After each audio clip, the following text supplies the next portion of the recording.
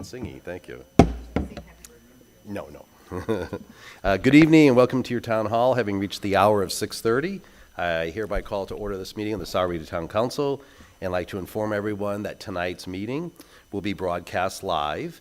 Tonight's invocation will be given by Alex Avila from our town clerk's office and followed by the Pledge of Allegiance from Riley McIntyre, a senior at Sahuarita High School wearing the NJROTC uniform proudly. So we'll begin. Where's Alex? Oh, there you go.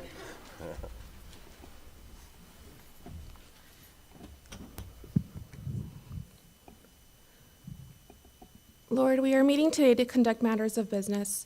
Guide our hearts and our minds in the spirit of fairness, right thought, and speech. Impart your supreme wisdom upon our activities so that our affairs may reach a successful conclusion. Thank you for being our source of guidance tonight. Amen. Amen. Thank you. Please join me in the pledge. I pledge allegiance to the flag of the United States of America and to the republic for which it stands, one nation, under God, indivisible, with liberty and justice for all. Thank you. Thank you.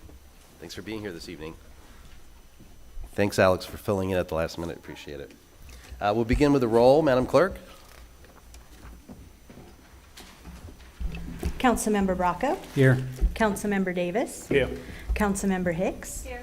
Councilmember Lusk. Here. Councilmember Morales. Here. Vice Mayor Egbert. Here. Mayor Murphy. Here. Quorum present. Thank you.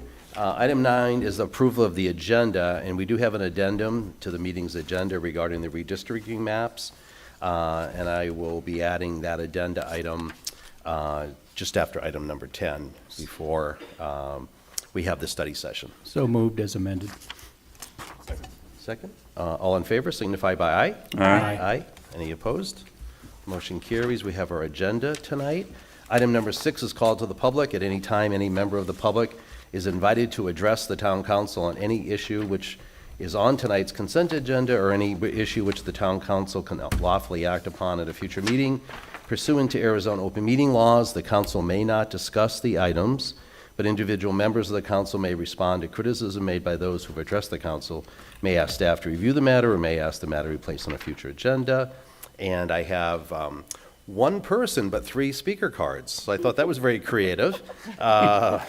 And Let me guess. yes, Mr. Wilkening, if he will come, and if you want to try to combine those, we can, give you a little extra time instead of We're only resetting giving the you clock. 5 minutes. I appreciate that. We're rounding down. Thank you. Rick Wilkening, 15758 South Via Cayetano, over at Rancho Resorts. And I had it's the 3 things that I wanted to talk with you about tonight are all kind of actually related. We have some construction that is getting ready to start over at Rancho Resorts. I was here last month talking to you about the safety issues. And speaking with some of the homeowners, they said, well, who's responsible? And so I'm here tonight to ask, which of you are responsible if something happens? Who do I have who do I have them to call? Because they look at it as you are our elected officials. We didn't vote for the building department. We sure as heck didn't vote for the developer, though we bought their property because they make a good product. But in saying that, there's some things that really we look at after you move in. And you don't really realize it because now you have a new house, and then you look around the neighborhood. Over at Madeira Village, and if you've never been there, they're all small units, small, like 0 lot lines, and you have like a little patio, and that's it. And people got into it cheap, and it was snowbirds more than anything when it first started out, 20 years ago. But the fact of the matter is that right now, we are creating enemies among neighbors. And I say that because most of the properties in Sahuarita have restricted parking. Your street, just out of curiosity, any of you live here, actually live in Sahuarita proper? Well, on one we can't respond in general. No, but one of the requirements, 3 requirements to run for the town council is you have to be live in the Okay, town of Sahuarita. perfect. So then you're Mr. all Attorney, I aware didn't of it. respond to that question. I Yeah. just clarified. So you're all aware of it, because people park, especially over at Madeira Village, that it is very limited over there, and the guy across the street parks in front of Joe's house, and Joe gets home a half hour later, and it's always parked in front of his house, and that goes on throughout, and they argue, and there have been fights, but you should keep that into consideration. The other thing is, with the new construction, can you please require them to have houses with driveways that you can park a crew cab truck in? Because Madeira Village, they have 6-foot driveways in some of the houses, 6 foot. You park, if you use your garage as a storage area, then you pull your car up, you're hanging out into the street, let alone the sidewalk. And it's just food for thought. I mean, you guys do a great job, and so I got no complaints with regards to that, but it's just, like I say, we vote for you, need you to kind of lean on the other guys. Thank you. Thanks, appreciate it. That was Yeah. it? That was all three? Yes, that was Oh. all three, thank you. And Rick, staff would be willing to, I could respond to some ways, which I can't, but I know staff can give you some Avenues of responses, recourse. answers, Yeah. about gated communities and things like that, that I'm not responding to. That's all the speaker cards I have. Did anybody else want to address the council? Yes, sir. And afterwards, no, come up to the, but afterwards, if you could just submit a card.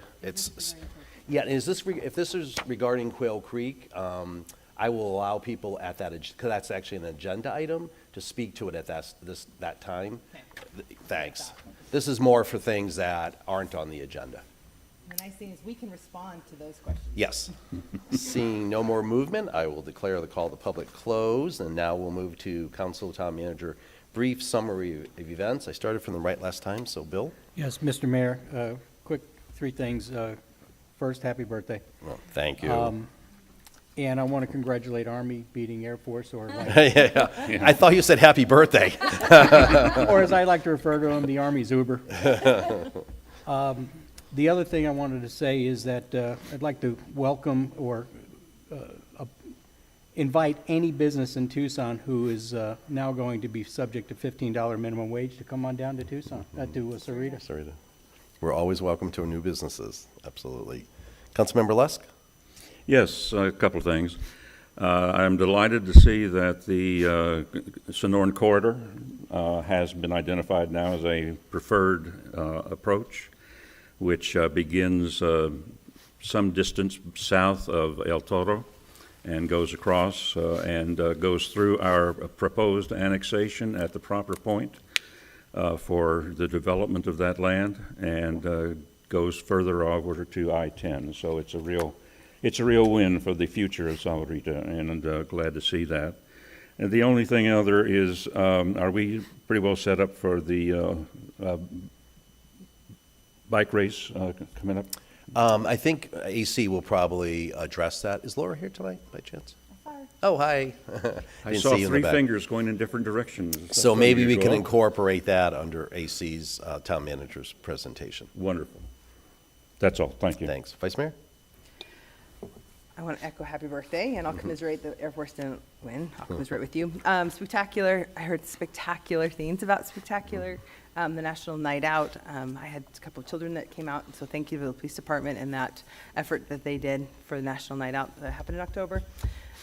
Winter Festival's coming up December 18th, 19th? 18th. 18th. Okay, I couldn't remember exactly the date. So be prepared for that. That's an amazing experience with the light show that occurs and everything.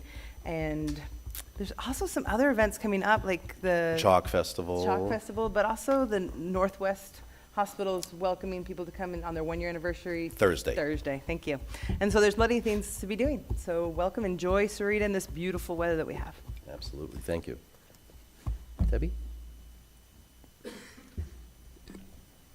I just want to say that I attended the National Night Out and Spooktacular, and both events were awesome. One thing that I did observe is that the lighting out there is horrible. And I think that we need to do something with the lighting before we have Winterfest. We struggled because I knew how to turn on those lights out there when I had my mariachi thing, and Ron and I were at the thing trying and trying. We found out the next day there is no light bulbs in there. And I think Beth is the one that talked to us about it, that there was an issue with them falling and breaking. So I don't know how we got to get it in the budget, but I think that's something we need to work on before Winterfest. the Winterfest. Okay, thanks. I'm sure the staff will be taking note. Simon? Melissa? No? Just to reiterate, both on National Night Out and, yeah, I thought Spectacular was magnificent, so thanks for all of the hard work that Park and Rec and all the volunteers, and it was really so nice to see so many volunteers, including some new ones from some different churches in the area, so that was really wonderful to see, as well as about Winterfest that's coming up, and I know there's some surprises. I think you're actually leaking some of those surprises, so in there for that. Also, I was able to attend on November 5th, Mitzvah Day, another opportunity for volunteers to be giving back to the community, so it was nice to address and thank the volunteers for that. Saturday was tough and fun. The morning, DE agent Mike Garbo, one of our longtime residents who had passed away in the train incident in downtown Tucson, they dedicated a bench to him over at the Armed Forces Park within Rancho Cerrita, where he lived for the last 15 years, and I had the pleasure to know him and his family, so that was the tough part. The evening, I was able to attend the Marine Corps League's 246th birthday ball. Their actual birthday is Wednesday, but we celebrated it on Saturday, and for some reason, they decided to invite the Air Force guy to address. And as I said that night, and again, it was 246 years, and I was so excited to go down in Green Valley for that because I thought maybe there was somebody there that actually attended the first birthday bash 246 years ago, but I didn't see anybody there that had, but congratulations, Commandant. Mickey Maramontes is actually the head of the Marine Corps League that we'll be hearing from a little bit later. And then also, for all in the audience, of course, Thursday is Veterans Day. So thanks to all the folks that have served or have family members who have served. A couple of us on the council, thank you, Bill Rocco, for serving. So it's, you know, it's a good time to remember those that freedom is not free, as they say. So I appreciate everybody's efforts on that. We're only having one meeting in December, which is the 13th, as a reminder. And at this time, I'll turn it over to our interim town manager, Mr. Mariotti. Okay, thank you, Mr. Mayor, members of the council. After a lengthy search, we finally filled our vacant police commander position. Manny Amato, he started today, and he comes to us with a lot of experience. He's formerly served as the police chief for Pima Community College, as well as the city of South Tucson. So we're happy to have him on board. With regards to public works, our milling and paving work in the Santo Tomas neighborhood started today, and the residents were extremely proactive in making sure that the vehicles were off the street and making sure that things were set up how they needed to be so we could move forward with the work. And so we're grateful for that, and we're hoping that future communities will be as responsive. Because as you know, we're doing 6 communities this particular fiscal year. With regard to special events, there's a lot of things coming up. So we have the Sahuarita Chalk Art Festival this Saturday at the Lake Park between 10 a.m. and 3 p.m. We'll have 8 professional chalk artists there showing us what they can do, and I heard what their artwork looks like is just incredible. It's I've seen it amazing. before. Yeah. In addition, the festival aims to inspire the community to grab a piece of chalk and participate and be creative. There will be a free kids zone area, live DJ, food trucks, and Southern Arizona's longest interactive hopscotch, so that should be interesting, and community participation murals. Then on Sunday, starting at 9 a.m., the town will be hosting a community cleanup event at the Sahuarita Village, and the town will be providing roll-off dumpsters for trash that's collected in the village. The Common Ground Church is participating in the cleanup effort, but we're also looking for additional volunteers, so. Can you get those, couple of those, those are a little bit newer for me, out to the council members? Absolutely. Times, places, those kinds of Yeah, things? so Oh, there okay. should be a flyer, a brochure. on There the you go. That's station very there. quick. Thank And you. I believe it should also be on our website, I hope. Yes, it's also on our website. But anybody that's interested in participating should contact the Parks Department. And then lastly, on Saturday, November 20th, will be the El Tour to Tucson biking event, and that will be coming through town. I provided you a flyer for that, a brochure that shows you the route that's going to be taken. The first riders are expected to arrive at Nogales Highway and Sahuarita Road at around 9 o'clock in the morning, so those will probably be the pros. And then the last riders are scheduled to depart by 2:30 p.m. If I were in the event, it'd probably be later than that. The town will be providing an aid station at the Quail Creek Veterans Municipal Park, which is actually going to be staffed by 10 volunteers from Saguaro Solar, so that'll be great. And then the Parks and Recreation Department will also be providing a coffee bar and viewing area from the soccer fields over there. So we should be all squared away as far as the policing and whatnot as well. My daughter will be doing the 100 miles, so if you see the name Murphy, please do not mistake that for me. That will not be me doing the 100 miles. Yes, absolutely. Yes.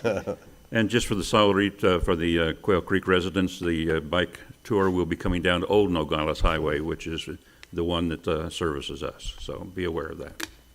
Absolutely. Thanks. Is that all, AC? Okay, thank you. Item number 8 is the consent agenda. I'll entertain a motion at this time. So moved. Second. All in favor signify by aye. Aye. Any opposed? Consent agenda is approved. Madam Clerk, please read item number 9. Discussion and possible adoption of ordinance number 2021-159, adopting a town code amendment to chapter 2.20.050, positions appointed by the town manager of the town code of the town of Sahuarita, and repealing all resolutions, ordinances, and rules of the town of Sahuarita in conflict therewith. Thank you. And Ms. Silva is our Human Resources Director, will present and lead this discussion. Ms. Silva. Good evening, Mr. Mayor, members of the council. As you may know, the town code categorizes employees as either classified or unclassified.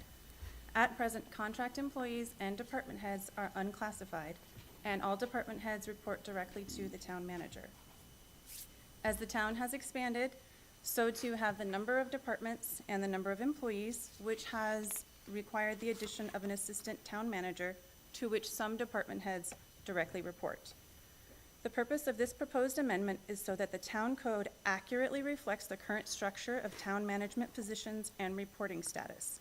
This ordinance clarifies that the manager may also appoint one or more assistant town managers who are also unclassified and work at the will of the town manager. Department heads shall report directly to the town manager or the assigned assistant town manager and shall be employed at the will of the town manager. Thank you. And my understanding is this is just a little bit of cleanup for our code, Yes, is my this is our understanding. current practice, so we felt that the code should accurately Reflect that. reflect what we're doing. Great, thank you. Anybody have any questions for Ms. Silva? If not, I'll entertain a motion. Mr. Mayor? Yes. I move to adopt ordinance number 2021-0159. Second. Any further discussion? All those in favor signify by aye. Aye. Aye. Any opposed? Motion carries. Thank you. Making quick work of this tonight. Thank you. Madam Clerk, item number 10. Discussion and selection of a park name for the Twin Buttes property. Thank you. And Ms. Hester, our interim Park and Rec and Community Services Director, will present and lead this discussion. And hopefully her head's not too swelled after all those nice comments about spectacular and all the great events and things. Thank But you, you are Mayor. doing a fantastic job. I just did want to Thank pass you. that on. Appreciate it. Thank you, Mayor and Council. In December of 2019, the town of Sahuarita purchased 92 acres of land known as the Twin Buttes property. The purpose of this purchase was to acquire land for the town facilities and park land. With the recent constructed parking lot, Parks and Recreation and Community Services, the need for official name for the new parks at Twin Butte property. And according to the park naming policy, the Park and Recreation Commission unanimously voted on October 6, 2021, for the Parks and Recreation Community Service Department to present the following 3 names for the council's consideration. The first one,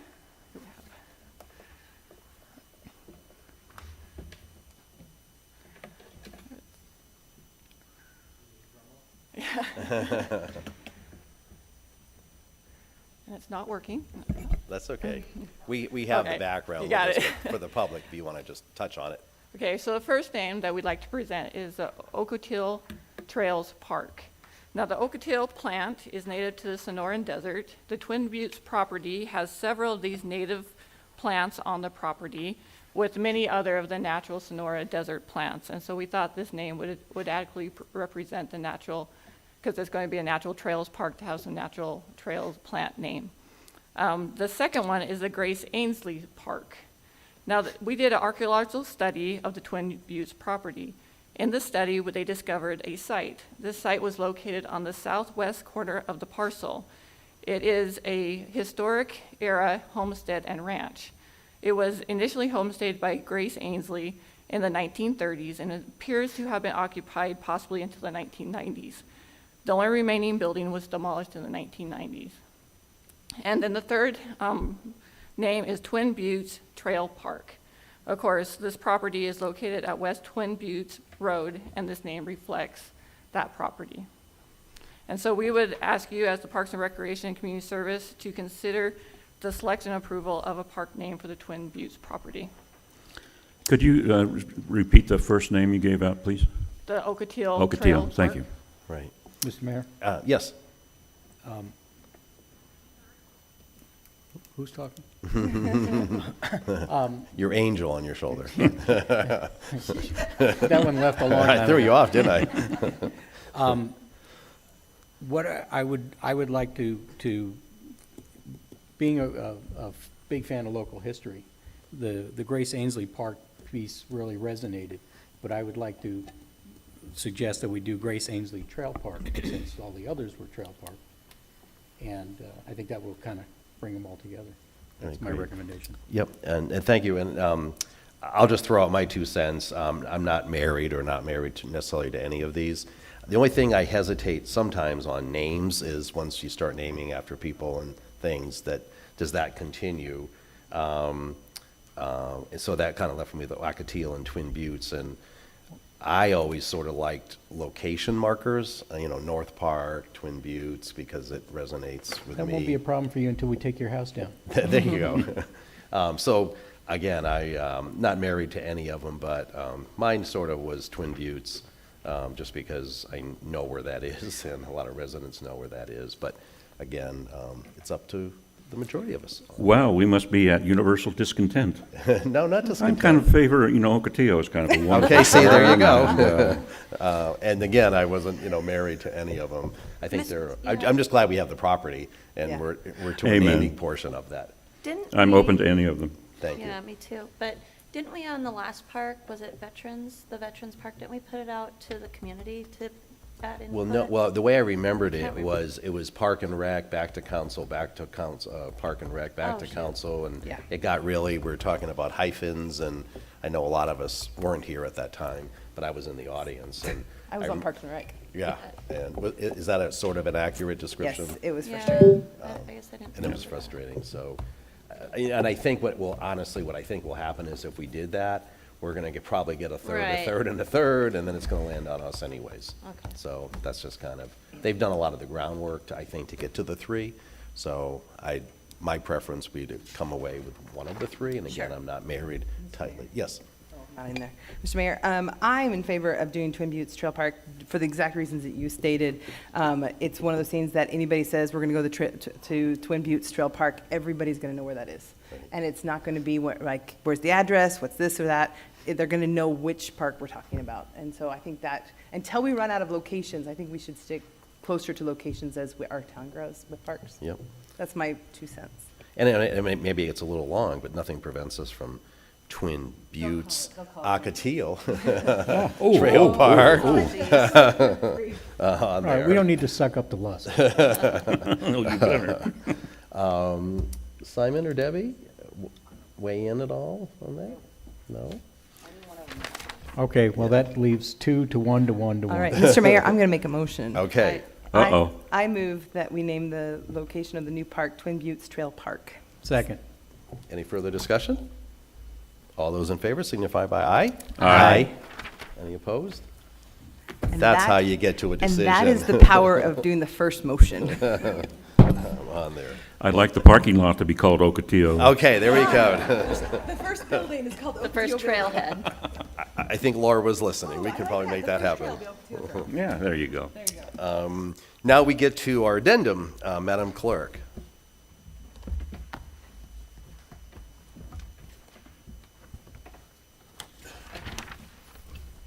Discussion and possible adoption of resolution number 2021-0684, taking action regarding proposed congressional draft map and legislative draft maps adopted on October 28, 2021 by the Arizona Independent Redistricting Commission for failure to meet the requirements of the Arizona Constitution.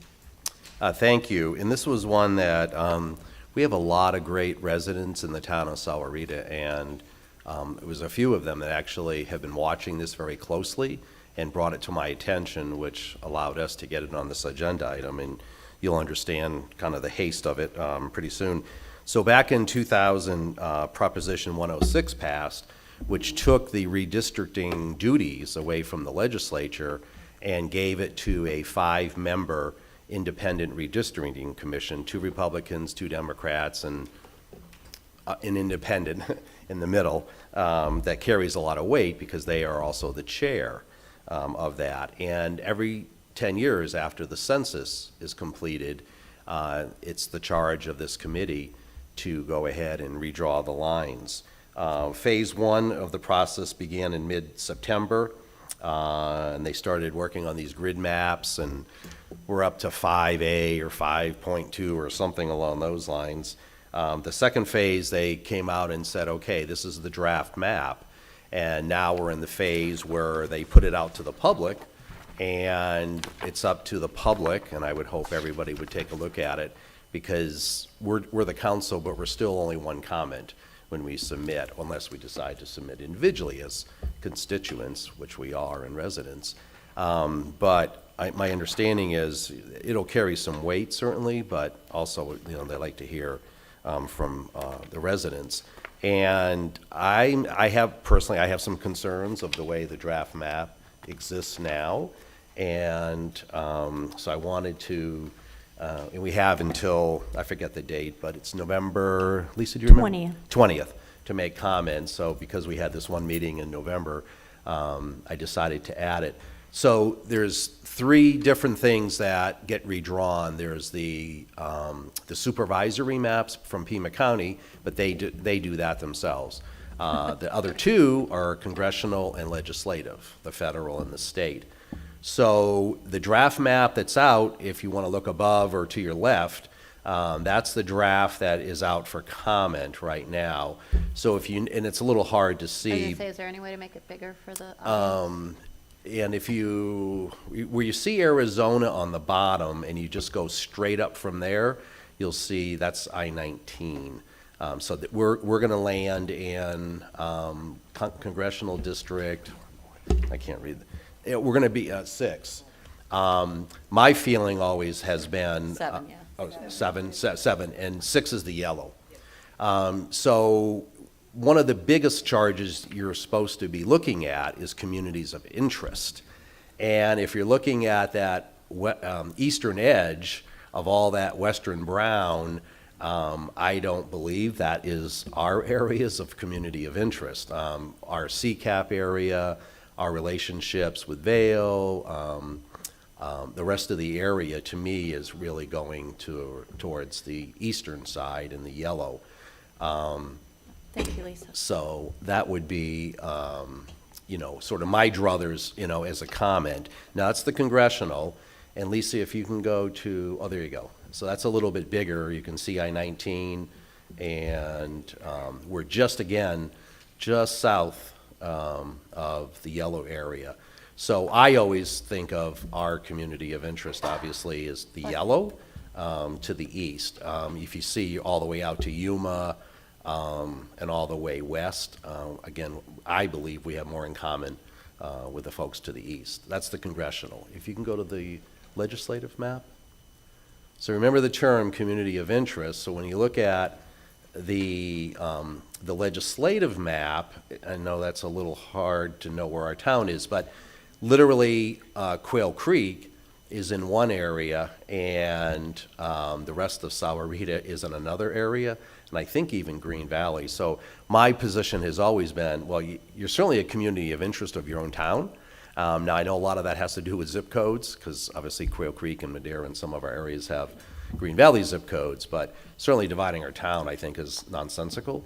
And only secondary to that, I would say, is Green Valley, because there's no two communities that work any closer together than Green Valley and Sahuarita.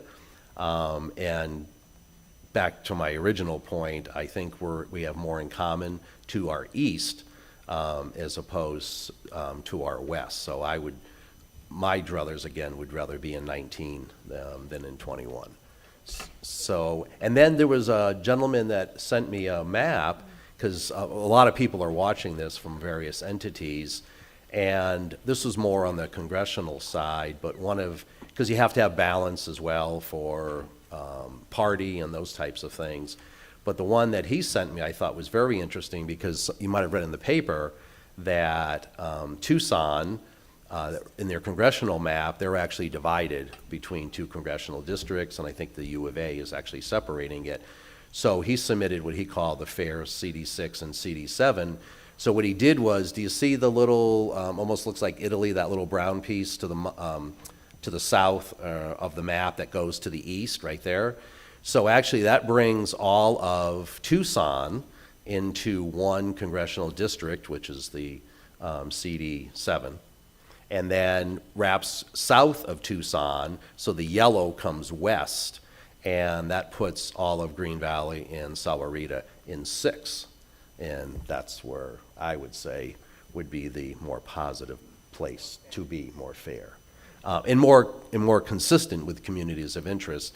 That's why working with staff and our town attorney, you just can't say I want to be there because I want to be there. It's, communities of interest and who you worked with together, our future growth patterns, again, back to CCAP and annexation, and the areas south of the airport that the county is working on in collaboration with us, Sun Corridor, which is the economic development arm.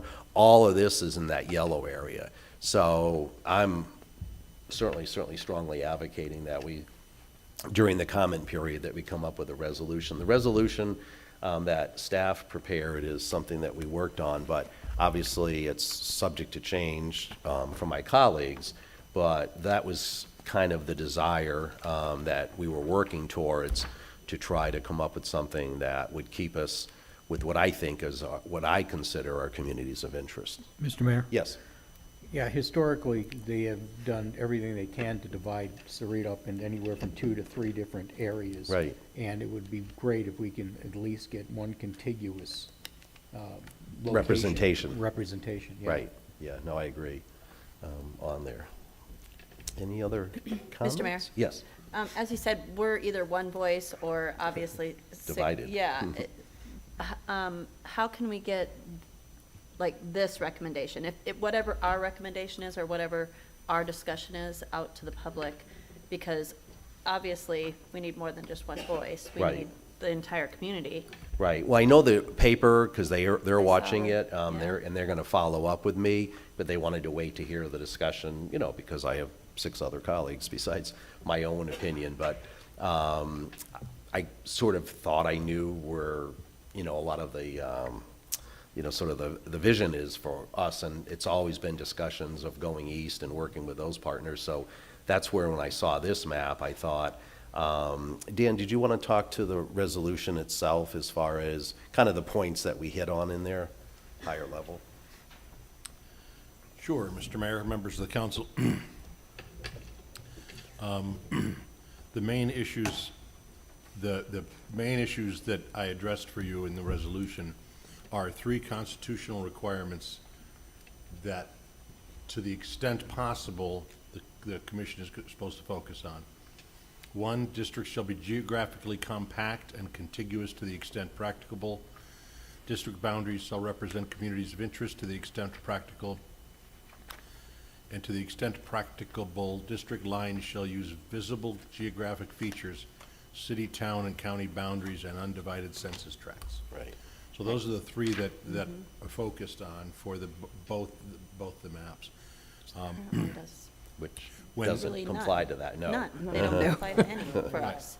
Yes, Right, and politics is supposed to be last on that list, but unfortunately, sometimes, in my opinion, that sort of takes precedence over a lot of the things that the town attorney just focused on. Mr. Mayor, Yes, I wanted to address a question on this resolution.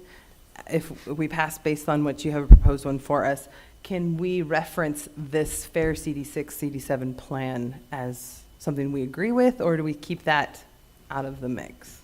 I think we can do whatever. Mr. Mayor, Vice Mayor Egbert, I anticipated that question, so I have prepared another version of the resolution tonight, and the only change is the last whereas clause, where it says that you've determined that you oppose the congressional draft map and the legislative draft maps, and I added the words, "and support the map attached here too as Exhibit B." So if someone wants to make a motion incorporating, and then obviously it's attached as Exhibit B. The clerk has that resolution. So if someone wants to make a motion tonight for that, I think it would suffice to say, I move to adopt the alternate version of resolution such and such. If any of you want to make any changes to either the original one or the new one, we can probably do that tonight. I'll just have to fashion a motion that will include whatever changes you want to Let's make. hear the motion. Right. I would go Wanna with hear that s- motion. Yeah, let's hear Right, that, the right. official motion. And before we go there, Lisa, because one of the thoughts I forgot to mention, because, working with PAG, is on this one is Oro Valley and Marana, where are they landing right now? Can you get close enough in, or is it even identified? On that one, Yes. Mr. Mayor, I cannot enlarge that particular item. Okay, thanks. That was just kind of one of my thoughts, but they're going to land where they're going to land. But, again, my opinion, everything to the east and actually going around Tucson, because we probably have more in common with the rest of the yellow area than we do with the city of Tucson. And if that's one of their desires, to be together, hopefully that balance, Tucson being brought west and us being brought towards the east. Oh, I Hopefully thought that- we were very similar to Yuma. Yeah, yes, yeah. I go there on a number of occasions. Well, and Mr. Mayor, it says CD6 and CD7, which doesn't include the Tucson district, does it then? Yeah, Oh, because 7 would then be Yes, because. Tucson and us and, No, the brown, it would be Tucson. So when the original map, the draft map that's out, splits Tucson. Right. So when this was submitted, they brought more of Tucson into the brown, and then wrapped the yellow below Gotcha. Tucson to bring us to the east. okay. Yep. Yes. Dan, And would that, you like? pardon me, Mr. Mayor, Yes, but go that ahead. resolution does include both Salarita and Green Valley as a whole. Yes. Yes. Dan, would you like to restate what you, official motion, and then we'll go for a motion from there? Yes, sir.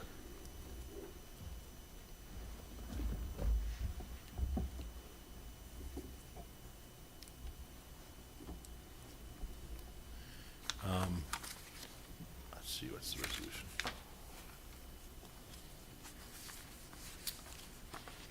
I move to, I'm proposing the motion, I move to approve resolution number 2021 dash, let me start over.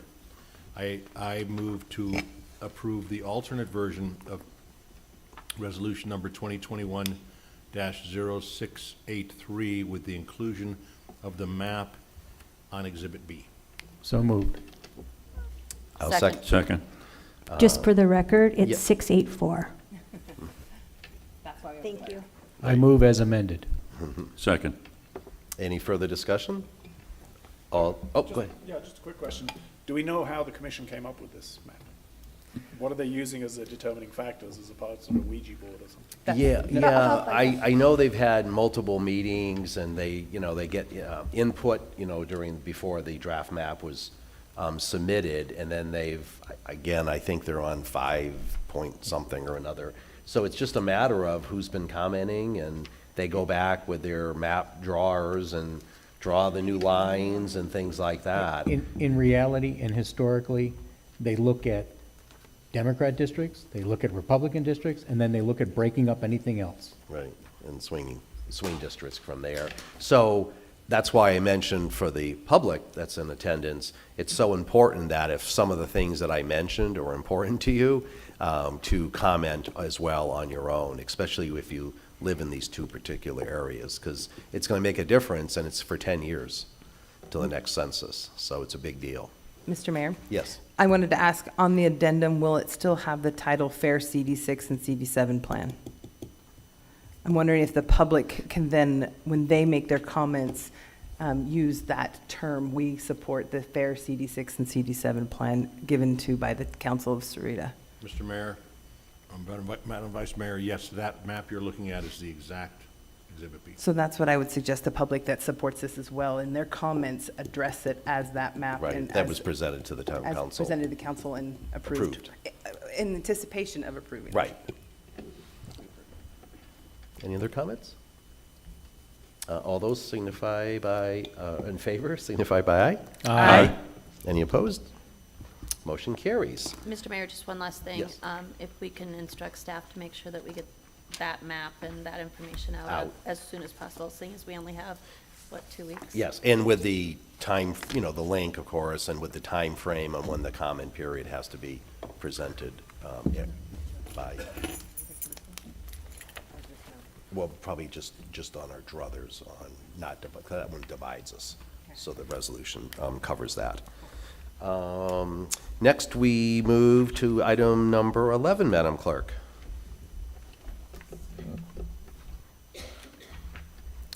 Joint study session with the Saharita Planning and Zoning Commission regarding the Quail Creek Specific Plan 2, case number SA 921-00001. Thank you, and I appreciate the commission being here. At this time, I think Vice Chair Backer is the acting chair. I don't see Tim Trosper here this evening. So at this time, why don't you take over, call the P&Z to session, and then I'll say a couple words, and then I'm going to want to hear from all of you. Thank you, Mr. Mayor. At this time, I'd like to call the Planning and Zoning meeting to order. Madam Chair, may I have a roll call, please? Nathan Barrett. Here. Michael Hernandez. Absent. Kathy Magrant. Here. Daniel Millett. Absent. Mickey Miramontes. Here. Vice Chair Backer. Here. Chair Trosper. Absent. Quorum present. Thank you. And Anna, I'm not sure, because I'm very open. For the members of the audience, of the public that are attending tonight, what I'd like to do is have Anna from our Public Works Department kind of give an overview, and then Chair Backer can give us, where you are in the process for that, and then, I'll allow council to make some comments, and then I'll allow the public to speak. But if you go last, hopefully that helps to clarify some things. So it might raise some questions and it might answer some questions. But I always find it helpful that we start from whatever the foundation is, and then we sort of work from there, if that's okay with you, Chair Backer. Okay, thanks. Anna, would you like to proceed? Thank you, Mayor Murphy, members of the council, Vice Chair Backer, and members of the commission. This is a study session on the Quail Creek Specific Plan 2, case number SA 921-00001.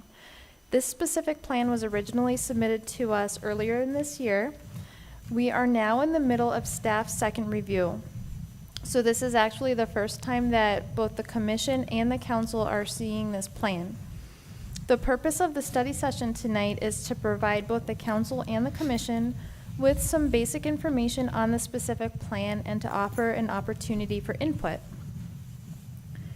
The new specific plan is approximately 1,536 acres of land total That includes 640 acres of land located to the north of the existing Quail Creek, which was recently state land that was acquired by Robeson. The remainder of those 1,500 acres are to the west of the existing developed portion of Quail Creek, and it also encompasses a currently undeveloped portion of Quail Creek. You'll see that on the eastern edge of that southern, the southern area on that map. And do you have a cursor, Anna, just a circle where Quail Creek is developed right now? Can you see this? Yes. So this is the existing developed portion of Quail Creek. And Veterans Memorial Park and where the dog park Is across over here. Right there, yeah. Yeah. So this portion here is inside of the Quail Creek specific plan now, and they are proposing removing it from the existing specific plan and putting into the new one.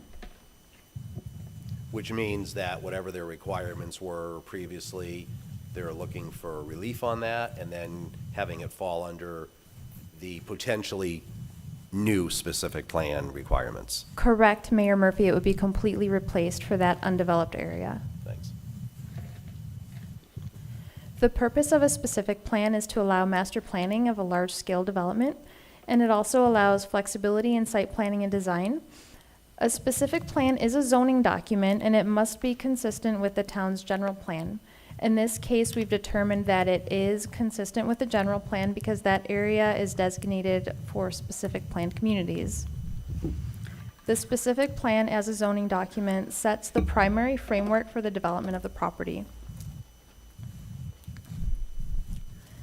This proposal is proposing a maximum number of dwelling units of 4,800, and that is a little bit deceiving because, as we discussed just a minute ago, it is taking in a portion of land that is under the existing specific plan.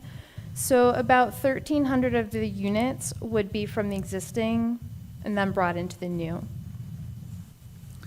Pardon me, so the rest of those units would be in the 614 acres to the north, correct? Well, no. Other than the 1,300? For the most part. I'll get to some maps and then I'll show Okay. you where those might be located. The proposal also includes a maximum of 300 hotel rooms, and it establishes 276 acres of open space, which includes riparian habitat. And Anna, while you're Yes. transitioning, when you're talking about the acreage and the 4,800 dwellings, what I'm more familiar with, is that about 4 homes to an acre, 3 homes? That's how I kind of visualize it. Do you know approximately? It depends on if you're asking gross or net. The proposal will generally be similar to the way the existing Quail Creek is developed, so you can look for that same type of Okay, development that's what I was pattern. kind of getting to. So the specific plan also establishes land use groups and development standards. So the land use groups, they've taken an interesting approach. They're using a layered approach to the land uses.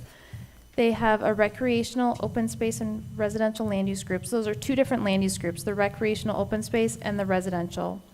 They can be located anywhere within the specific plan boundaries, and I'll have a map here for you in a second. The third land use group is the mixed-use land use group, and that's restricted to certain areas within the specific plan boundaries, generally along the larger transportation corridors. Could you pause there just for a sec? So when you say layered, that right now it would be flexible, I guess would be another term, that whatever was, if this was approved as it exists, in the future, where we thought maybe residential was going to go, the open space could go, and then they would flip it? Is that kind of? Right, so I pulled up the layering strategy that they're using. So you can see the recreational is the green, the lighter tan is the single-family residential, and if you look at those boundaries, you can see that they encompass the entire geography of the new specific plan. The top layer is the mixed-use land use group, and you can see that that darker brown is a smaller area. So when you ask about the flexibility, the way that they've built the zoning into this plan, the recreational or the single family could be anywhere. The mixed use would be restricted to those darker browns. There are different ways of doing this. You could just write it into the permitted uses for each of the land use groups instead of using a layered approach. But this is a pretty simple and clean way to do it. Okay, So I think it actually works pretty elegantly. okay. May I? Yeah. And how does this reflect on the 100-year floodplain? I know the land across Old Nogales is in the 100-year floodplain. Yes. I see they're it showing is. that as potentially for residential or recreation. Yes. Will we provide some guidance on that? Yes, Mayor Murphy, Councilmember Lusk, that is something that staff has been working with the applicant on. We have pointed out to them, and they're aware that almost the entirety of the property to the west of Old Nogales Highway is in the floodplain. They are not proposing right now to do any engineering to the river to take it out of the floodplain. Right. So although they are putting that single-family residential land use group on that floodplain area, unless they came in with some engineering at some point, they wouldn't really be able to do that without meeting a whole lot of extra code. Okay, now, within that 300, within that area, as commercial use for a hotel for 300 rooms, that would be able to fit within that designated site, would it not? Yes. But it would not be able to fit, would it be able to, that would be its logical, what I'm saying is that would be its logical location if it were going to be done, would be in the 100-year floodplain zone because it can be built there. We Why still take up have- house space when you can have? There's a small strip that's right adjacent to Old Nogales Highway that is not in the floodplain. So if you look at the darker brown on the top there with the mixed-use land use group, that is where the hotel would be allowed, is in the mixed use. So it would have to go somewhere in that darker brown. There's a strip along Old Nogales that is not in the floodplain right now, and it actually currently has commercial zoning outside of the specific plan. The applicant hasn't gotten specific with where that hotel might go, so I'm not exactly sure what their thoughts are there, but the way the zoning is set up, it could go anywhere in the dark brown. Okay, well, that brings some questions at a later point in this discussion then. Right, and I'll piggyback a little bit quickly off of that for Mr. Hockley potentially. So in the specific plan or the development agreement, to Councilmember Lusk's point, if they chose and came in and said, I want the hotel, but it's going to be in the 100-year floodplain, do we build in things like, well, then you're responsible for the engineering, right, and taking it out? Does that belong in the specific plan or the development agreement for something that specific?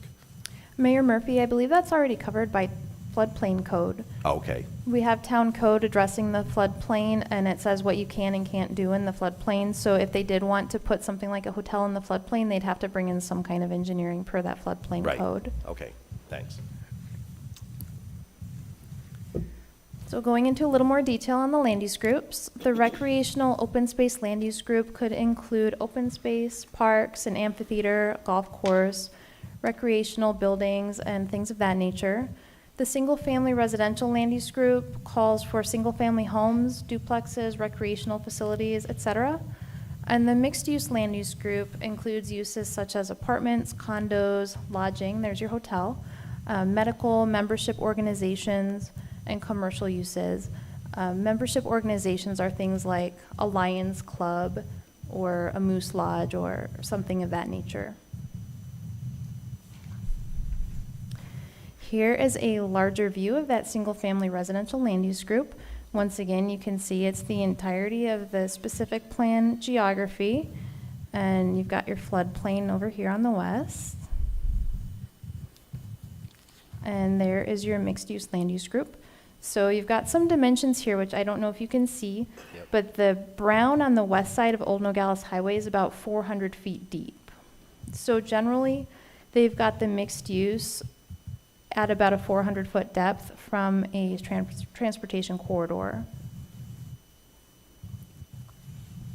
And I know there were rumors in the past on, from a long time ago when they put that in, RV storage, maybe a convenience store, a hotel.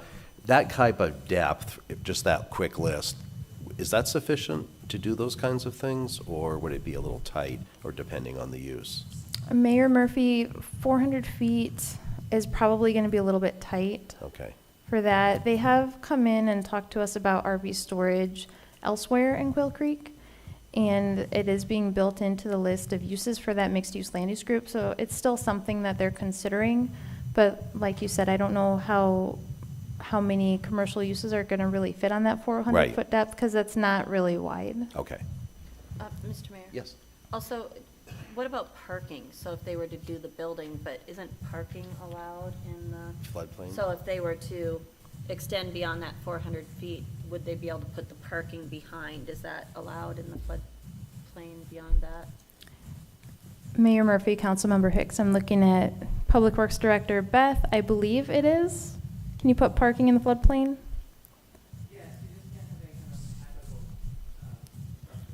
That was yes, you just can't have any habitable structures. Okay, thanks. Thanks.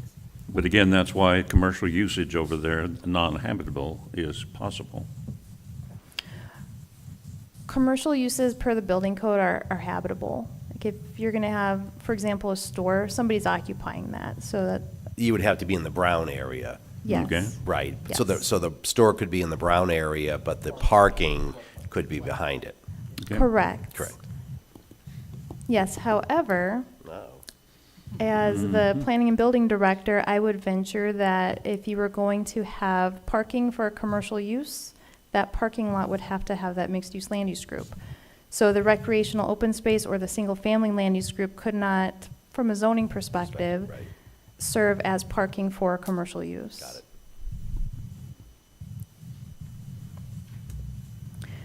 The applicant has provided us with a conceptual roadway network. So you can see that they've got 2 roads coming up from the existing Quail Creek, serving that northern 640 acres that used to be the state land. That is Windwood Boulevard and Robeson Ranch Road that are extending up to the north there. And you can see they've also drawn in our Quail Creek Boulevard extension, which we're all very excited about on the west side there.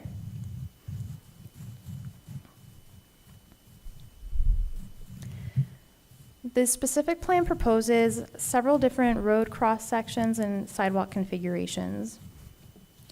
So they have proposed cross-sections that include no parking on either side, parking on one side, or parking on both sides. They've also proposed a minimum 5-foot pathway on one side of the street in lieu of a sidewalk. So when you say pathway, dirt, rocks, or? Is that called out? It's not called out. Not called out.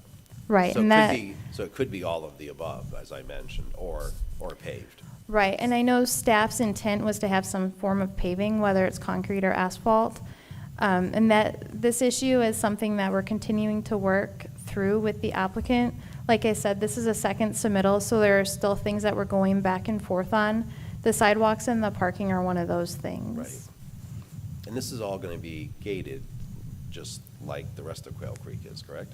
Correct, Mayor Murphy, they're proposing private streets. Okay.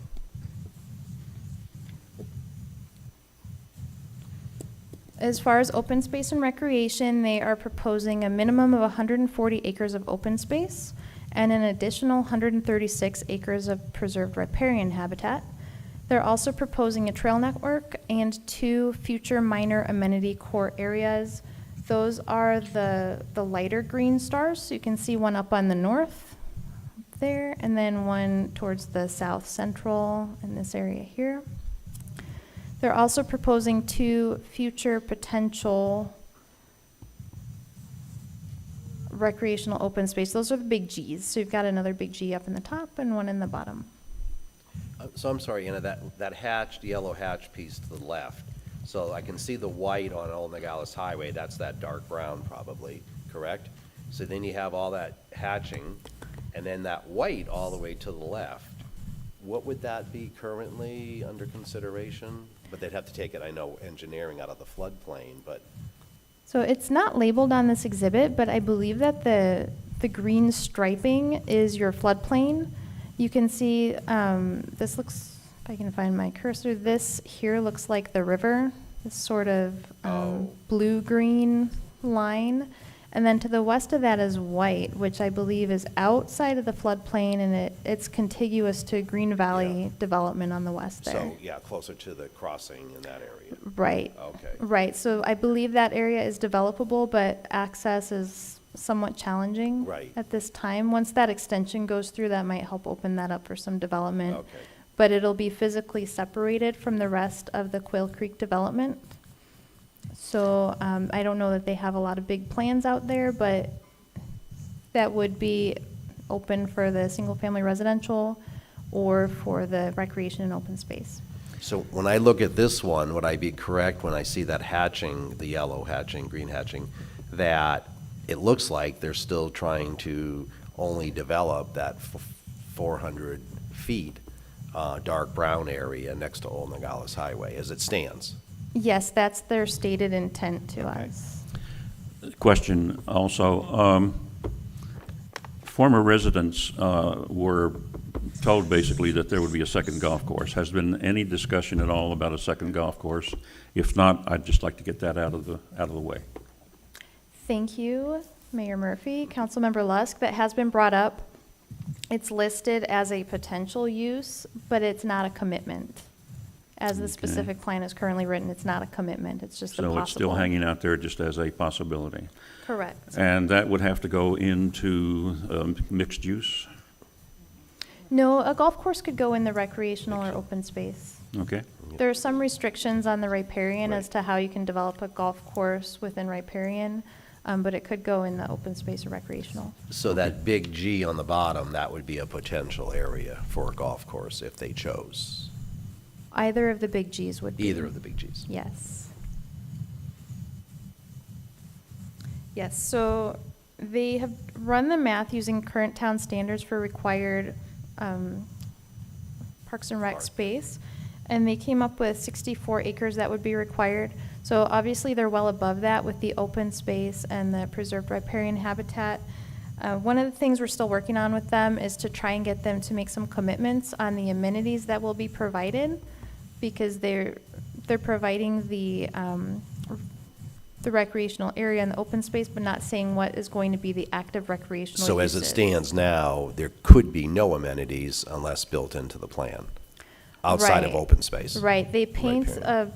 a great picture of all kinds of wonderful amenities, but there aren't any real commitments for those amenities. Right, thank you. So that's something that we're looking for.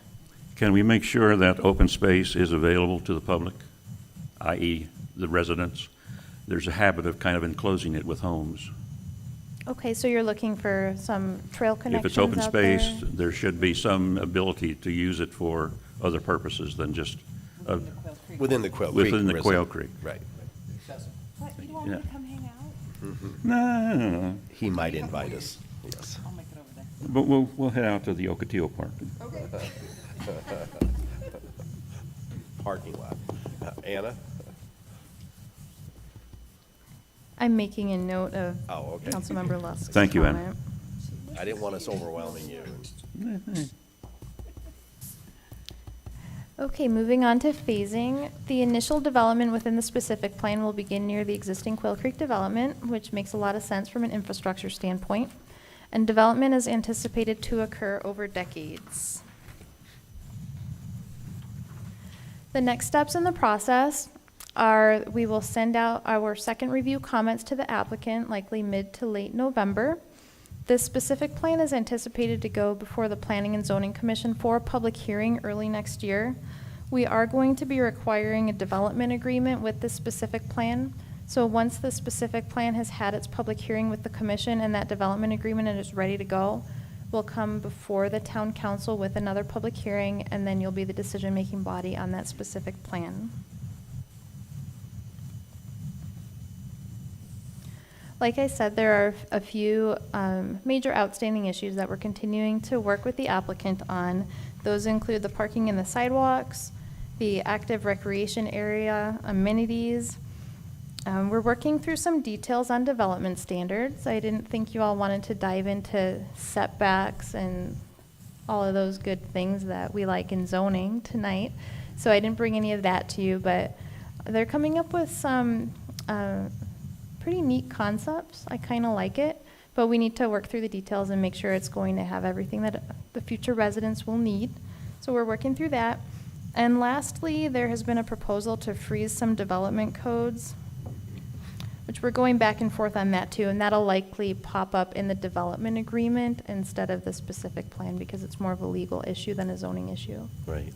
And I don't know, we'll let, I'd like to turn it over to the P and Z for sort of traditions and what you've seen in the past, but what comes to my mind when they're talking about parking or not parking on one side, two sides, and then driveways, so I'd be interested to find out, okay, if you're not gonna allow parking, on the street, do you have that long, kind of to the earlier public comment, do you have enough driveway, to park? So I see these, I don't think there's a one cookie cutter in my opinion, but I think these go hand in hand. If you're doing one, then you have to be considering other ways to do that.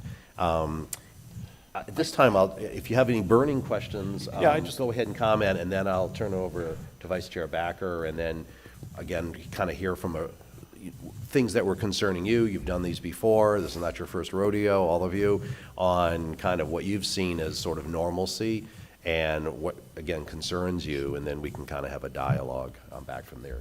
Councilman Davis? Yeah, Mr. Mayor, and it's kind of my concern on this is we're going to have a master plan community with two specific plans, which will potentially end up with parking issues in one of the specific plans, not in the other, which is going to make a nightmare for trying to manage from that standpoint.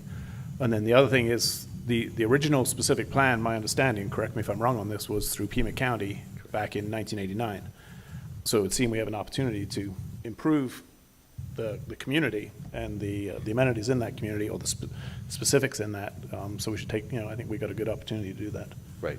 Thank you. So those are, that's kind of my concern, is we don't end up with two completely different neighborhoods in the same master plan community. Mr. Mayor, may Yes. I present a concern? Sure.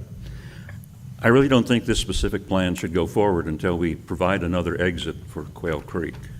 I'm specifically concerned about the development of that 640 and dragging all that traffic through the rest of Quail Creek.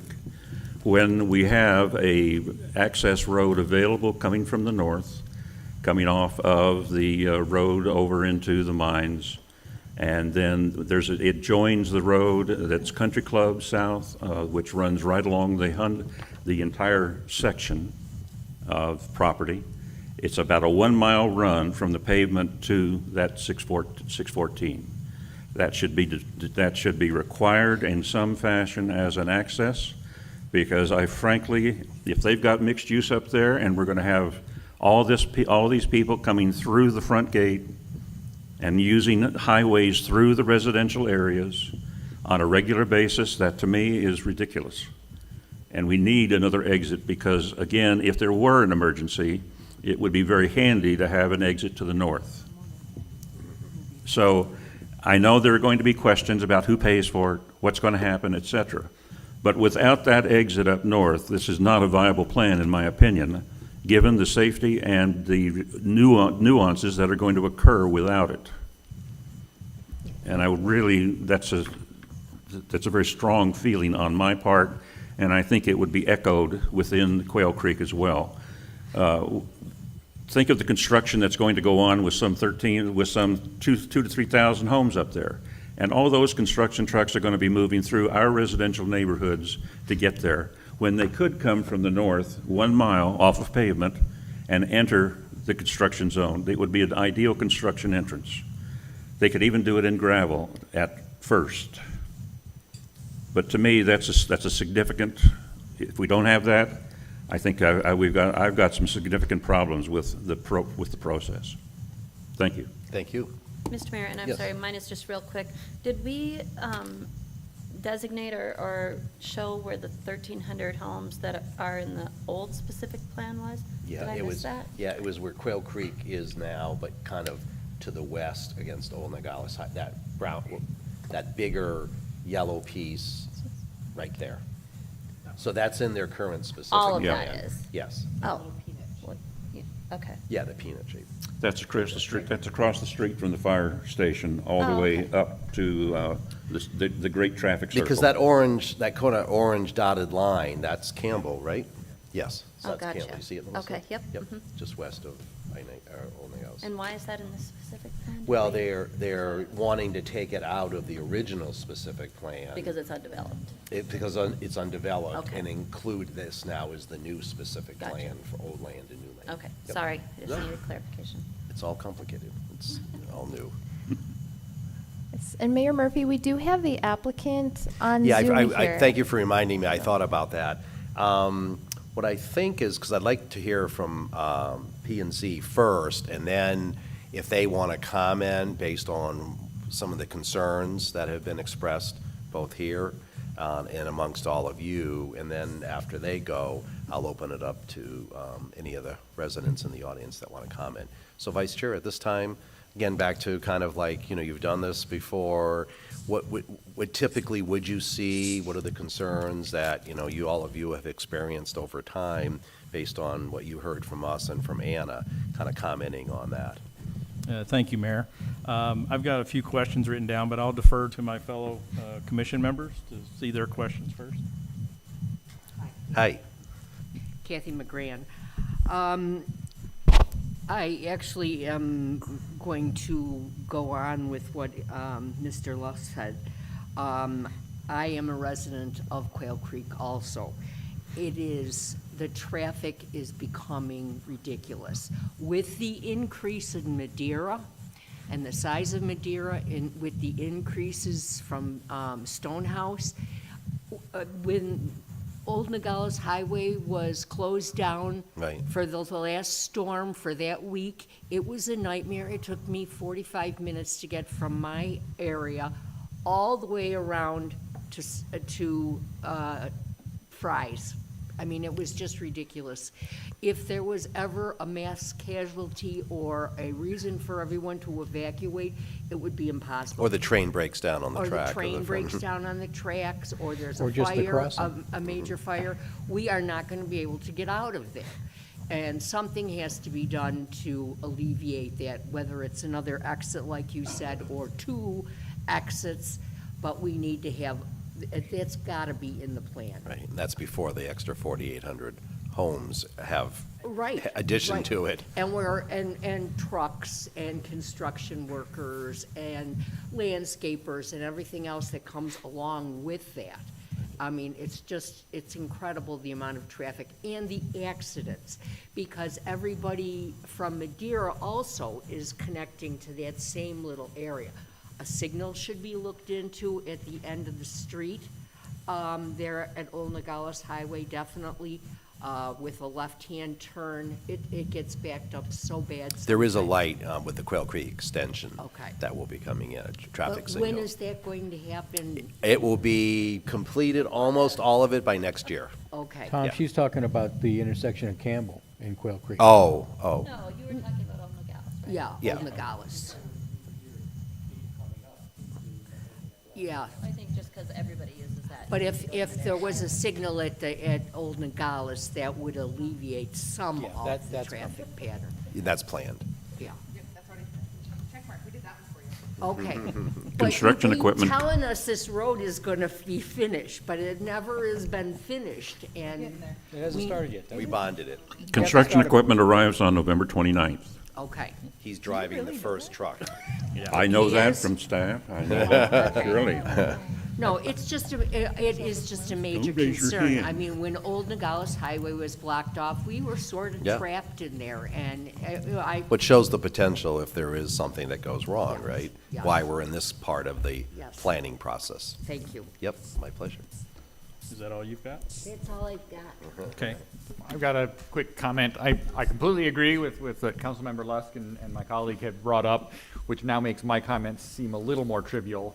But my question is about the road cross-section and sidewalks. A minimum 5-foot pathway on one side of the street seems a bit anemic.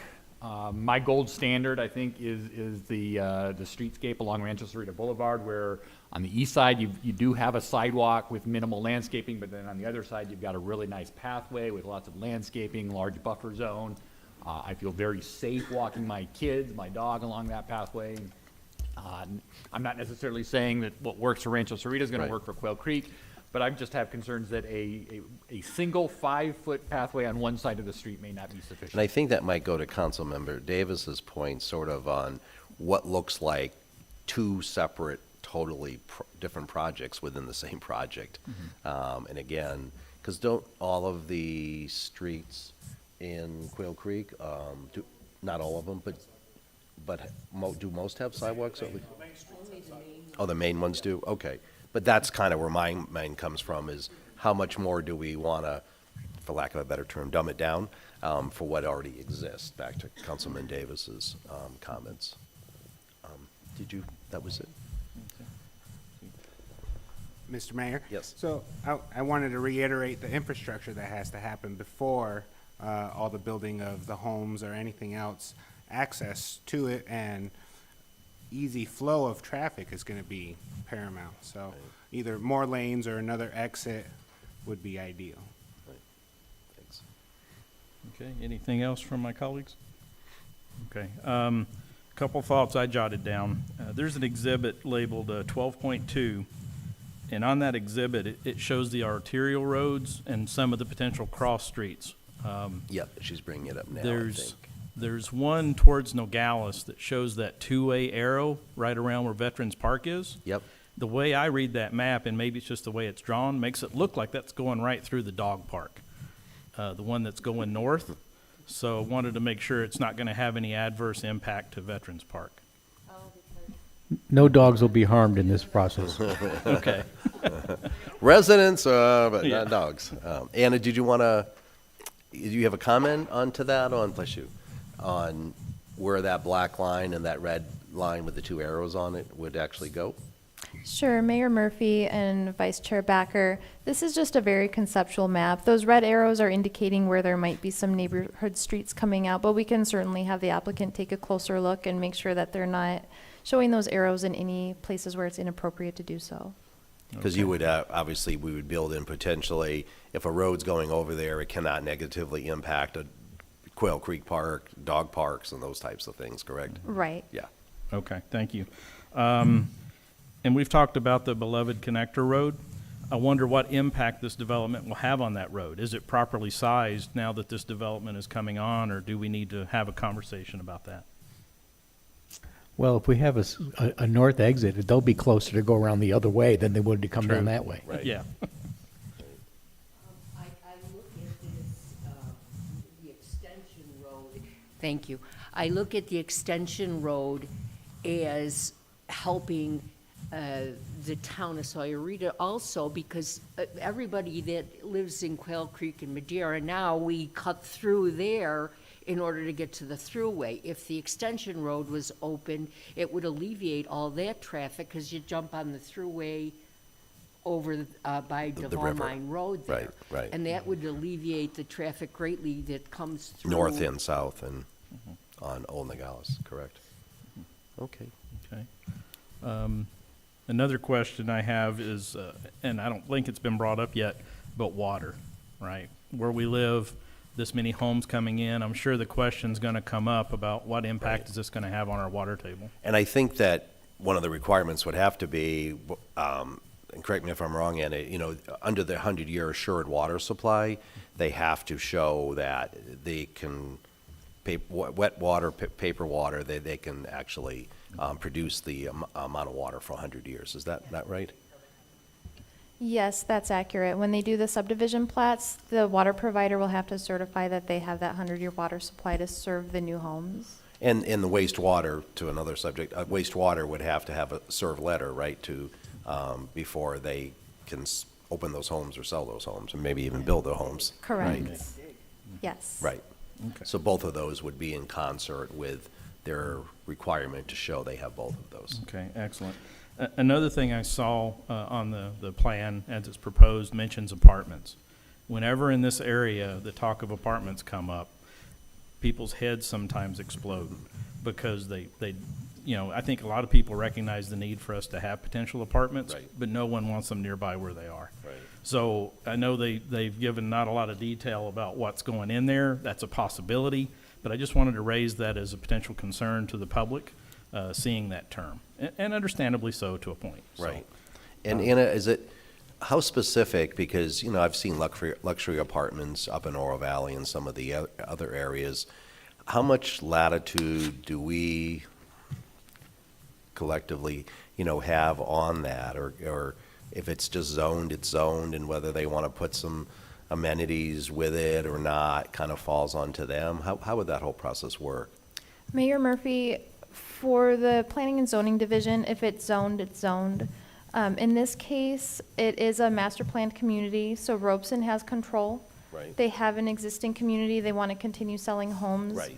They're unlikely to put in products that are going to deter people from buying new homes in their neighborhoods. And it's a 55 and up community, so maybe the public is less concerned for a 55 and up apartment complex. So it would be a 55 and up apartment Yes, complex. the specific requirement. plan specifies that it's a 55 and up community. Good to know, thanks. Yeah, I didn't know that. Yeah. And finally, one thing that touched on Councilmember Davis's comments, I believe, is with me being a realtor, you know, it's big on protecting the public. So when an agent is going to go in there and sell some of these properties, with there being two different specific plans, there's vast differences. You can't just say Quail Creek Right. and have a great expectation of what that involves. Right. So I think we need to be real careful about how that's mapped out and protect the public and however it's done. Well, I think it also goes to the point when you have potentials for golf courses or have requirements for golf courses. No, I haven't, all my years, where I live. So I think having some kind of roadmap, you know, maybe, yes, they have some flexibility, but to have some sense of certainty, because promises, you know, that aren't written down, or, you know, if it's not here, but it'll be here, that's okay. But, you know, to say, well, we can kind of do everything, or we could do nothing. Right. That makes it very difficult. Absolutely. From there. I'd rather just have a sense of certainty, whatever they're going to do. Exactly. That's all the questions I've got. Any others from my fellow colleagues? I wanted to ask, was there input from the emergency medical community, from Chief Nolan or the fire chief, about access to these types of communities? There's only one entrance, one exit. Right. So it's limited. Right, thanks. Anna, I know when you do these types of things, you reach out to all of our departments. Can you expand on some of the concerns that you either in planning have, or public works, or fire, or police, or whatever it might be? Where are you at on that process on working with other departments? Sure, Mayor Murphy. We did route the specific plan to all of the other departments, and we've collected their comments. Many of the departments didn't have comments. We did get some comments from Public Works to do with the floodplain and some of the off-site improvements that might be needed, and a lot to do with their proposal for the roadway design standards. We had a lot of comments from the fire marshal on the road design standards, because many of their proposed road sections were below what's required of the fire code. Okay. So I'm there's- assuming that's not allowed, or wouldn't be allowed. The town is not supporting roads that don't meet the fire code. Okay, good. So- I thought that was rhetorical, but I just wanted to make sure. Mr. Mayor? Yes. I would appreciate if we would remove any thought that this is going to take decades. That to me is a setup. It means that, well, we don't need to know because it's going to be, 40 years in advance. If Robeson wanted to complete it next year, he could do it, okay? It's not a question of having a developer who doesn't have the capability and ability to do as much as he or they choose. We need to plan this, and it needs to be put into a perspective of this could happen at any time. Yeah, land's going fast, there's no doubt about that. And not think of it as way in the future and we don't have to worry about it. We do have to worry about it. And I just think that's, kind of an important, minor, but important concept, and to see it in the plan, need to get rid of it. Unless all the materials keep floating off of the coast of California, it may take a little longer. I'm not Yes. sure. Anna, you said, are you finished kind of with your comments? Yes. Okay. Is it Trevor I see? Would this be a good time to have them, if they chose to, they don't have to, comment based on what they've heard so far from you, P&Z, and ourselves? Yes, I think that's a good idea. Okay. Mr. Mayor, while we're waiting, again, I think back to Gil's, and I think it was reiterated by some of the PNC committee, the egress, the only one way in, only one way out, and coupled with that is the fact that there is a railroad track that's there. So if there's ever a rail emergency and we only have the one access for emergency response, as you know, we have some of us on the council with the background or current background on that, and that is a concern. It's always been a concern for Quail Creek, which there is a back way in from the south. You know, there's that back way in, but right. I mean, when you're extending that development so far north, there would be potentially 4,800 right, homes. exactly, and that's a long ways north, and to come around through the back. So without another entrance or egress, I have to say that's kind of at the beginning of this talk, has to start there. Right. Right now with Madeira, Right. Stonehouse, that, yeah. I mean, you have to add those homes in too. Right. Sure. Because they're all using the same exit. Right. And Beth, has that been any point of discussion? Yeah, Anna, I'm sorry. And then Beth, I guess, just left. But has that been part of the discussion, the secondary point of? Yes, Mayor Murphy and Councilmember Hicks, that is something that we have talked about, and we've asked the applicant to clarify their intent on that northern little stub out that you see on the conceptual roadway map. And we have Trevor on the screen there. Oh, there he is. So he Good Mayor, howdy Council. Good evening, Trevor. Howdy Chairman and Commissioners. I'm very sorry I cannot be with you tonight, but thank you for the time together. I'm unfortunately recovering from COVID, and I'm in my last days of quarantine, so I didn't want to give it to anybody. Thank you very much. We've been taking diligent notes about the conversation this evening and appreciate all of the input, especially all of the help from Anna and staff to work through all the details of the specific plan that you have coming before you soon. We understand some of the key concerns about access, and we began our conversation with the town staff quite a while ago, talking about things like access to the north and access to the south, long-range plans for both of those. And we were asked to remove the property that wasn't our property from our plan. It makes sense. We were looking at what happens to property that we don't own. There's 1.25 miles to the north of us that isn't ours, that we don't have the right to do things to. It belongs to the Arizona State Trust Department. And so looking at those long-term viable options in both directions through the BLM land to the south as well. We'll continue looking at those pieces, but they're not our property to control, unfortunately. We've also looked at crossings of the railroad, and as you know, the railroad doesn't like crossings of the railroad, and so it's a difficult challenge there as well. But we've done traffic analysis to make sure that we are complying with all the national standards for traffic safety through all of these areas. And I'd also like to share, we've been taking note about Councilmember Lusk's request to have the detailed list of what the amenities are, when they're going in and how they go. I understand the desire to have them all in day one, right up front, before we start building any homes, but also the element of that they change over time. And so Anna and her staff have been working creatively with us to figure out how we are not required to force people to play tennis by zoning, but that we could replace tennis with something else if tennis is no longer the desirable thing, and pickleball has taken over, as it has, for example, that we don't violate our zoning and changing out our amenities to suit the changes in the Quail Creek population.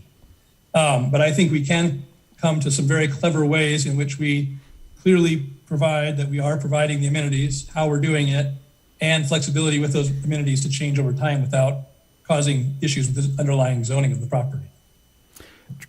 Mr. Mayor, may I ask Trevor a question? Absolutely. Trevor, you don't own the property, but I suggest you find a way to get it. To me, you've got Mr. and Mrs. Robeson, who are both very influential in Phoenix regarding state land and other factors. And again, if you need assistance, we would, I think, want to assist you in making this happen. I'm not interested in giving up on the fact that it's somebody else's land. There's an easement that runs under that that's a power line, and again, I'm sure that there's something negotiable that could be done with that. But I'm really not interested about giving up, because without that north access, I don't think your 400, your acreage up there is viable from a safety point of view. Thanks. Does anybody have any comments for?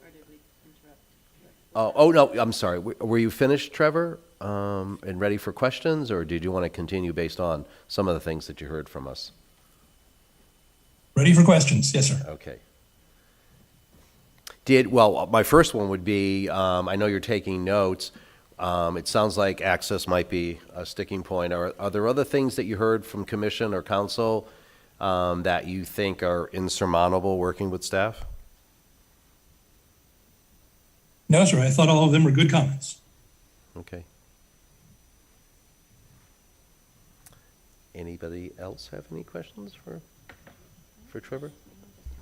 Not necessarily for Trevor. The timelines, this will go back obviously for work, and then we'll see it later in the year, next year, beginning of next year. Well, P&Z will see it P&Z will first, see it. I'm assuming, based on what Anna works with the applicant with to see it in front of. If things go well, are we talking the end of this year maybe, or beginning of next year? Councilmember Murphy and Councilmember Davis, we're working on getting comments out to the applicant now. We'll get those out this month. And then in large part, the timeline depends on how long they keep it out, making those corrections. It's possible that we will go to Planning Commission early next year for the public hearing, and likely council in spring. But again, that depends on how long they take to address the comments and if they're all addressed when it comes back in for the third time. Thanks. Well, at this time, if Trevor, if you and the team obviously can stay on, that would be wonderful. I know there was one gentleman that wanted to speak to us, so this would be the time if anybody from the public wanted to address the council on what they've heard this evening. This would be the opportunity. Is anybody? And then just to ask if afterwards, just on the back table out there, fill out one of those call to the public forums, just for the record, and then give it to our town clerk, Lisa Cole. Certainly. Thanks. Happy to do that. Can you hear me? Yes, but kind of. Come closer. Yeah, lean closer. How's yes. that? Good evening. My name is John O'Rourke. I've been a resident of Quail Creek for the past 8 years, and I'm currently on the board for the Homeowners Association at Quail Creek.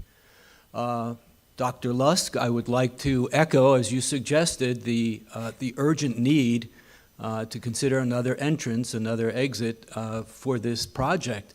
Just to put things into perspective, by the end of next year, Robeson will have sold and built out 3,000 homes. We're not at 3,000 homes yet. So now this project is suggesting that we put 4,800 new homes with all of that traffic coming into a community of 3,000 homes. It's not just a nuisance, it's terribly unsafe. So I plead with you, we need that. The second thing, again, I'm going to echo Councilman Lusk, the 140 acres of open space, Dr. Lusk asked that be accessible to the residents. By accessible, I would hope that doesn't mean another 9-hole golf course, because within Quail Creek, the golf courses are only available to residents when they're playing golf. It's not open space. So I'd ask for that consideration as well. Thank you very much. Thanks for being here this evening. Anybody else from the audience?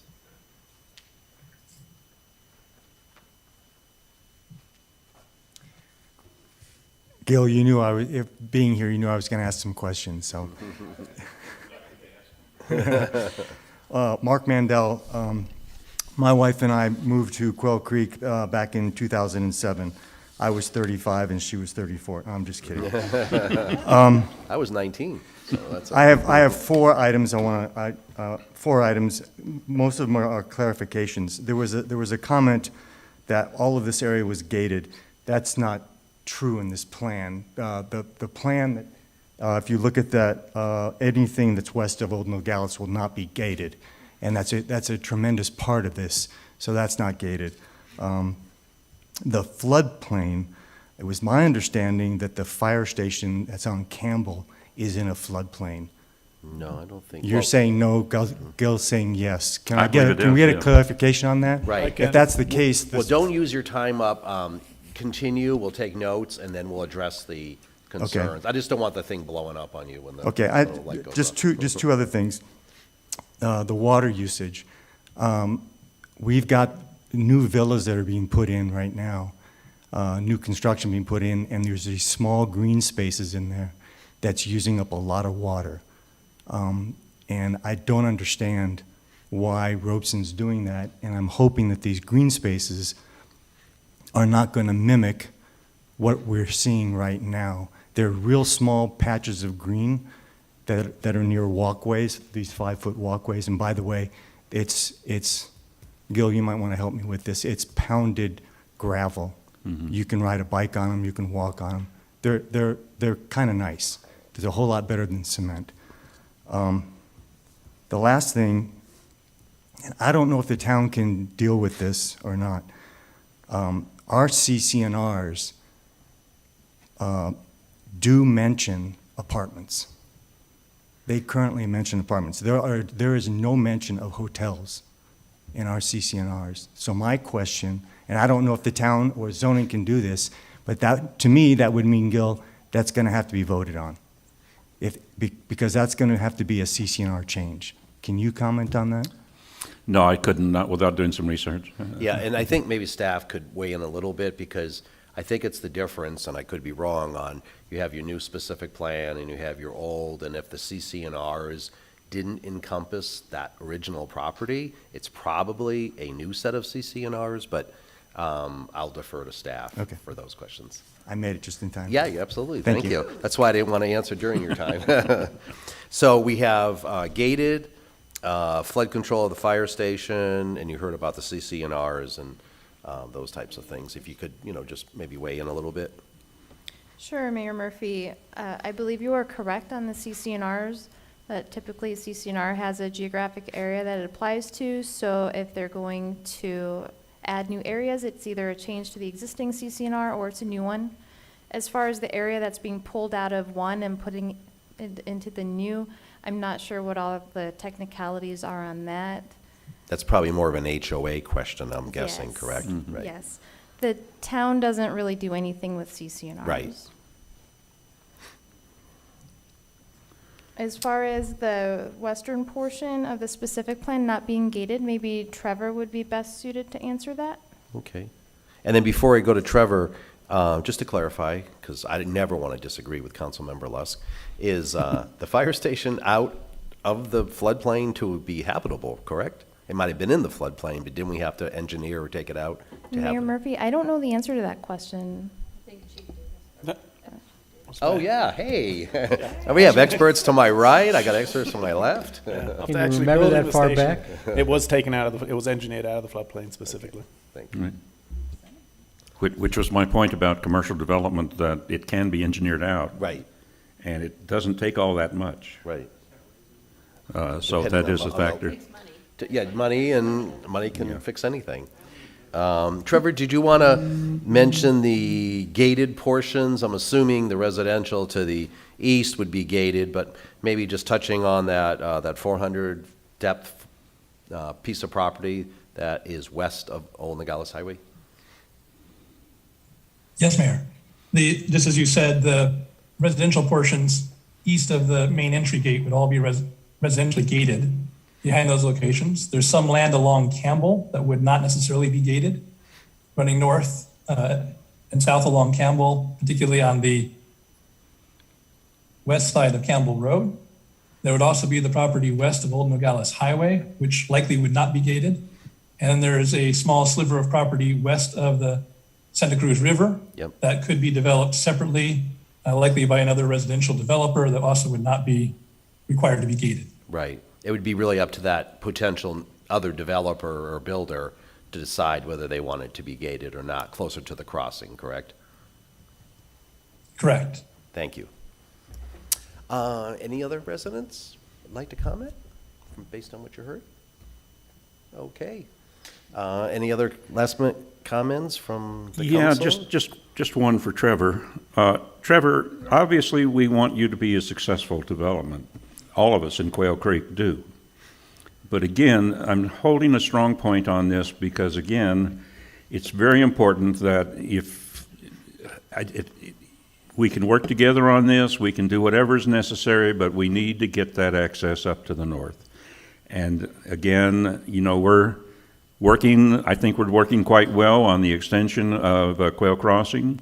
That certainly is not going to hurt Robeson in terms of future development across to the west. And again, that is a signal that, hey, we're not all bad, but sometimes we want something, and it really is important that we get it.